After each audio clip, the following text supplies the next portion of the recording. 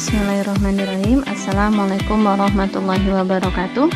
Kami dari kelompok 1 akan mempresentasikan modifikasi modul ajar untuk tugas ujian tengah semester pada mata kuliah pemahaman peserta didik dan pengembangannya. Kelompok kami beranggotakan Anggun Harum Melati, Arvina Frida Karela, Arlia Melati Putri, Arina Khaironisa, dan Aprilia Nurul Puji Lestari. Modifikasi modul ajar. Sebelum dimodifikasi, alur tujuan pembelajarannya yaitu memahami pola tabel perkalian dan menghitung hasil perkalian dengan membuat satu tabel perkalian berisi perkalian bilangan 1 sampai 9. Sesudah dimodifikasi, tujuan pembelajarannya menjadi peserta didik mampu memahami pola pada tabel perkalian dengan tepat.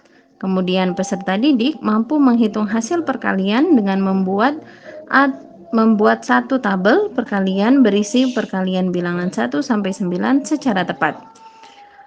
Adapun dilakukan modifikasi pada modul ajar mengenai tujuan pembelajaran karena tidak mengacu pada 4 unsur dalam menentukan tujuan pembelajaran, yaitu ABCD atau audience, behavior, condition, dan degree. Pembuatan yang tidak mengacu pada unsur 4 ini dapat mengakibatkan ketidakjelasan dalam proses pembelajaran. Selain itu juga sulit untuk memahami siapa yang dituju, perilaku apa yang diterapkan, pencapaian apa yang diharapkan. Jika mengabaikan keempat unsur ini, maka tujuan pembelajaran tidak terarah dan sulit diukur, sehingga mengurangi kualitas dan efektivitas dalam proses pembelajaran.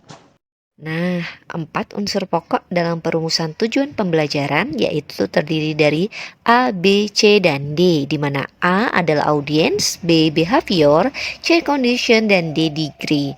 A, audience itu artinya siapa yang ingin dicapai dengan hasil yang diinginkan.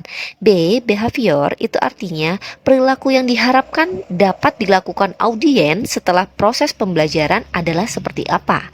C, condition, di mana kondisi apa audiens diharapkan menunjukkan perilaku yang diharapkan. Dan D, degree, yaitu seberapa baik audiens harus menunjukkan perilaku yang diinginkan. Berikut adalah alasan modifikasi untuk alur tujuan pembelajaran. A, audiens, di mana pada tujuan pembelajaran yang terdapat di modul tidak menyebutkan pelaku atau audiens secara eksplisit.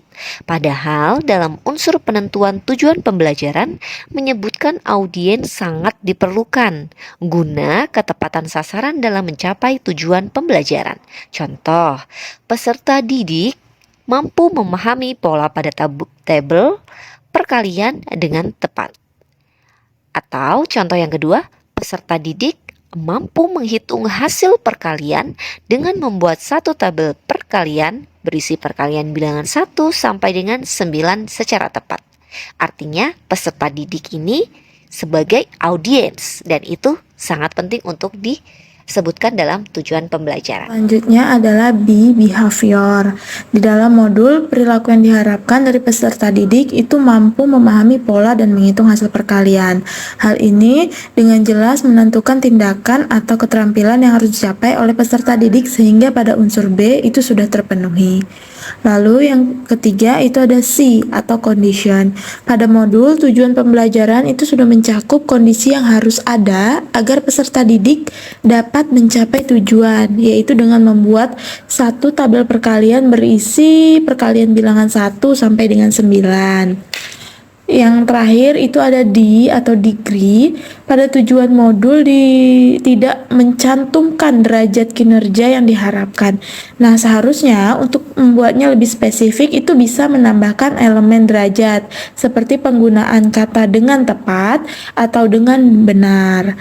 Dan masih banyak lagi. Contohnya itu seperti peserta didik mampu menghitung hasil perkalian dengan membuat satu tabel perkalian berisi perkalian bilangan 1 sampai 9 secara tepat. Atau bisa juga peserta didik menghitung hasil perkalian dengan membuat satu tabel perkalian berisi perkalian bilangan 1 sampai 9 dengan benar. Selanjutnya yang D, poin pelajar Pancasila. Yang di modul yang ditelaah itu hanya disebutkan saja seperti beriman, bertakwa kepada Tuhan Yang Maha Esa dan berakhlak mulia, mandiri, bernalar kritis, bergotong royong dan kreatif. Ini sebelum dimodifikasi. Lalu setelah dimodifikasi dengan memberikan penjabaran kegiatan yang dilakukan untuk mengembangkan profil pelajar Pancasila, itu hasil modifikasinya ialah beriman, bertakwa kepada Tuhan Yang Maha Esa dan berakhlak mulia, dengan kegiatannya membaca doa sebelum dan sesudah pembelajaran. Kedua, mandiri dengan kegiatan melakukan tugas individu sendiri.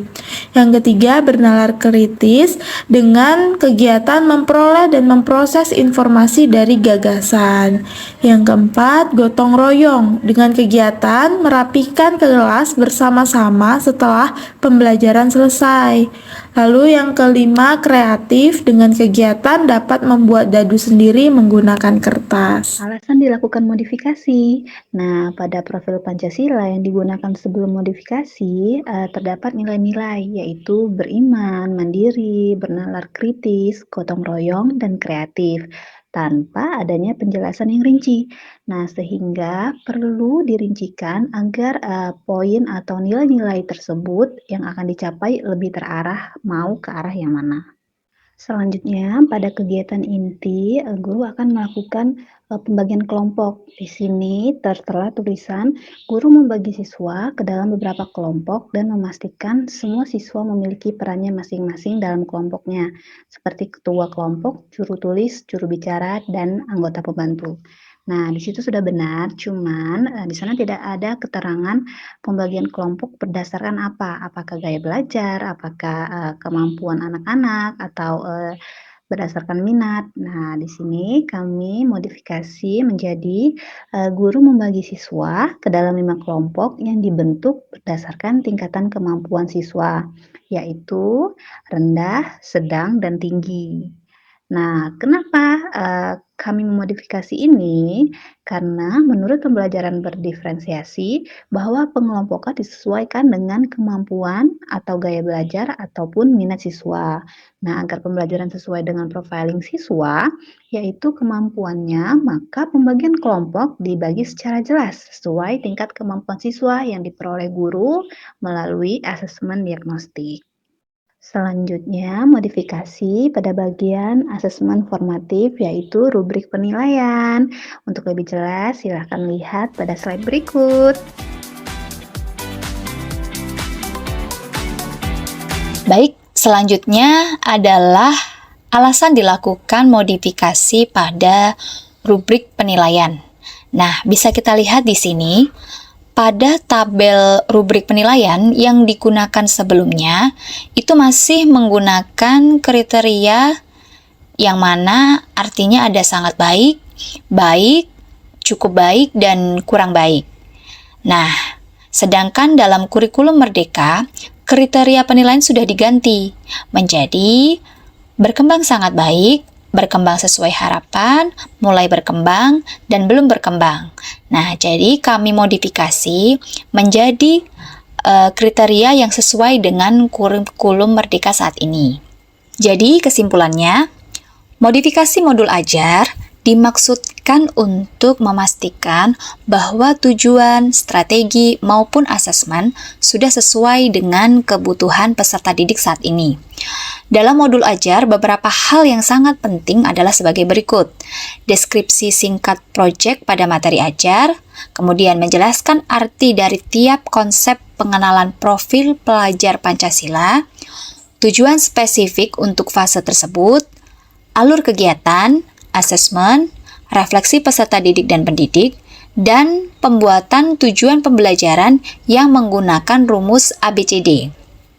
Selain itu, dalam modul ajar harus memenuhi kriteria sebagai pembelajaran yang bermakna atau meaningful learning yang akan memberikan pengalaman bermakna bagi peserta didik yang dapat digunakan dalam kehidupannya. Terima kasih. Wassalamualaikum warahmatullahi wabarakatuh.